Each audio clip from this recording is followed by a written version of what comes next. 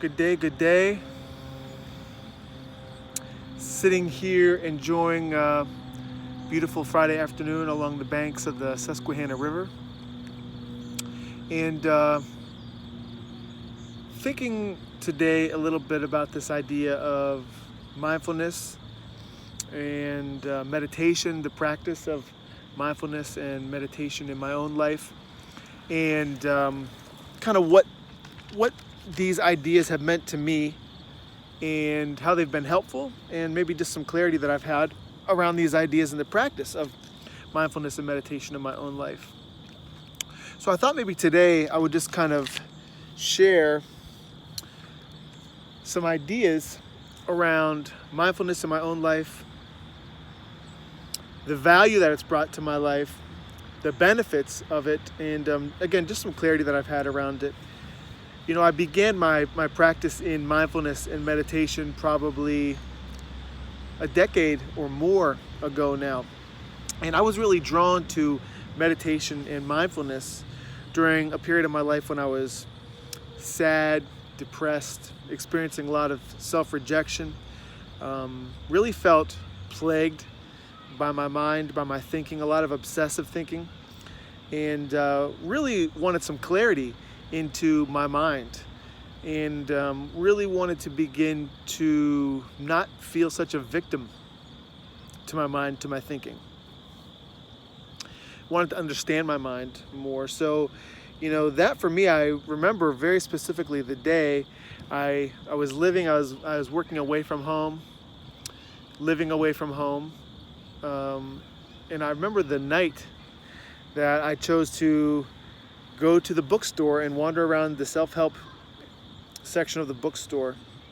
And I came across two books, maybe three books that kind of started my journey in mindfulness meditation. One was simply a book on meditation. I forget exactly the name of it, but it was just kind of like how to simply or easily meditate, just the beginnings of meditation and mindfulness. Another book was by Thich Nhat Hanh called Understanding Our Mind.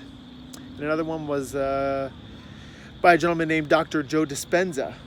And that book was called Changing Our Mind. So this was about the science of rewiring the mind, rewiring the brain. So that was my start, and that eventually led me into my studies in Buddhism and everything like that. But, you know, it was really prompted by my own desire to better understand myself and my mind.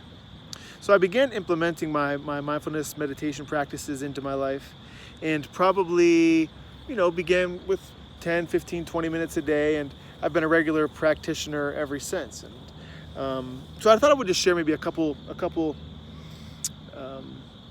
of the benefits that I've seen of mindfulness and meditation in my own life.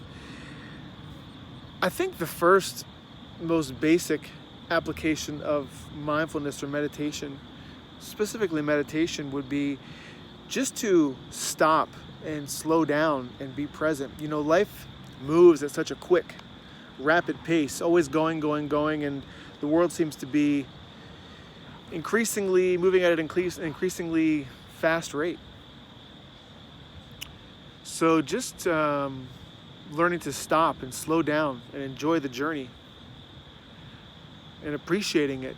You know, time goes so fast, life goes so fast. So just kind of learning to stop and slow down, and just, you know, my sensei says that we can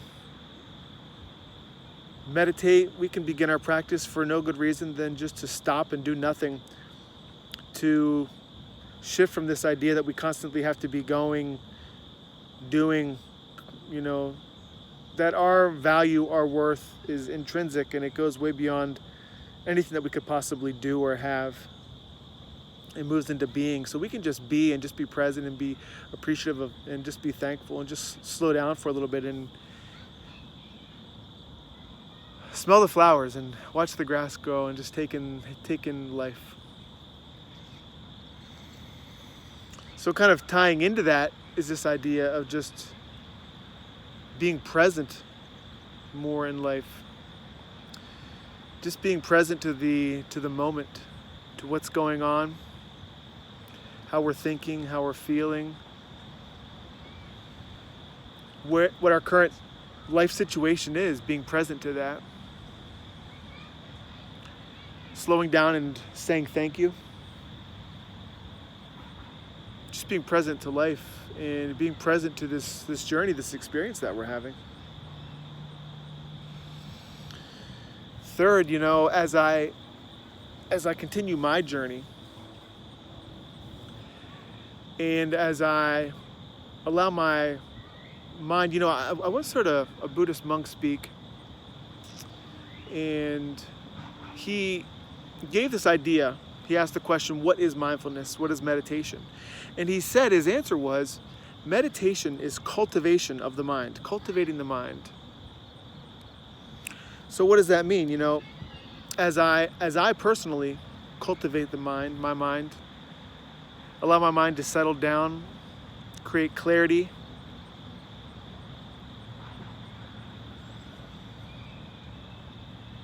I find that as I allow all the noise to settle down,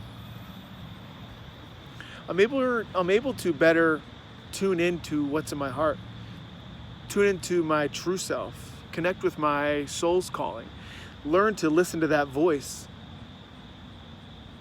that can be so easily drowned out, connect with the heart. I find that as I allow the mind to settle down a little bit, I can connect better with God, with that higher version of myself, tune more into my calling and the direction that I want to go, instead of acting so impulsively all the time and just going, slowing down and connecting and allowing that to lead us and guide us, that higher version of ourselves. Fourth, we are such in this habit in life of acting habitually, very simply. And, so often a thought arises, we experience a feeling or a sensation, and then out of that, we act. And so often this thought, feeling or emotion, action process happens so fast that we're oftentimes very unconscious of it. And oftentimes we're just going through life with this habit energy, if you will. Before long, sometimes we can take a look around and say, how did I get here? But it's because we've been acting so unconsciously, we've been thinking so unconsciously, we've been feeling so unconsciously, and just responding out of that, reacting out of that rather, that life can kind of become unintentional and feel out of control. There's this really cool old Zen tale that goes something like, there's a farmer in a field, and he's working in his field, and a man comes flying by on his horse. And the farmer yells out to the man, "Hey, where are you going?" And the man yells back, "I don't know, ask the horse." And I always really enjoyed that tale because it's so simple, but that kind of gives a good description or a good metaphor for our habit energies. So often we're just so unconsciously moving in life that we don't take the time to really be intentional with our action. And a lot of times that's because we're so unconscious of our thoughts and our feelings that are kind of the impetus to our action. So, and again, that's where so much habit and I think addiction comes from. A good example for me in my own life has been food. I've been constantly working all my life on my relationship with food and health and nutrition. And as I've continued to cultivate my mind and cultivate my practice, I'm beginning to start to take a much closer look at my reasons for eating. I've spent so much of my life like binging on unhealthy food, eating too much food, eating at all kind of times a day, and I've been really learning to take a closer look at, okay, what is my intention behind eating? What's arising? What am I looking to accomplish out of this? And a lot of times it's just looking to fulfill a physical need, a physical sensation, not even like a physical need, but a physical desire. Just like I have this impulse, I have this feeling, this desire to eat, to fulfill some kind of need. Maybe it's because of the chemical response that the eating achieves. And then I end up overeating and eating garbage and feeling like garbage, feeling like crap. So I've more recently just began to create a lot more mindfulness around my eating. Okay, I feel the urge to eat, but I'm not hungry. So asking myself, am I hungry? Am I tired? I did a video on that not too long ago. But being more conscious of what am I really looking to achieve here and what's really going on with my eating. The impulse, maybe the thought comes up, the impulse or the physical sensation, the emotion comes up, and there's an impulse, like a physical desire, an impulse to move, to act. And then I end up acting in ways that don't serve me. So I find that this meditation, mindfulness practice can allow us to become much more aware of the thoughts that are arising, the feelings that are arising, and then the actions or responses that come out of these thoughts and feelings. So it's mindfulness, I find, helps us be intentional with our thoughts and our feelings. Or I'm sorry, with our actions that come out of thought and feeling. And also, habit is like this thought, feeling, action loop that we're often very unconscious of. A lot of times the thought, feeling, action comes quickly and unconsciously, and it acts in a loop. We have a thought, it creates a feeling. The feeling creates a thought. The thought creates a feeling. The feeling creates a thought. So it's this unconscious loop that happens. And I find meditation allows us to take a moment and take a step back and again, be more conscious and more aware of what's running in the background there, and then choose more intentional actions or responses out of that rather than being reactionary, which allows us to be more intentional with life and really shape and change our lives.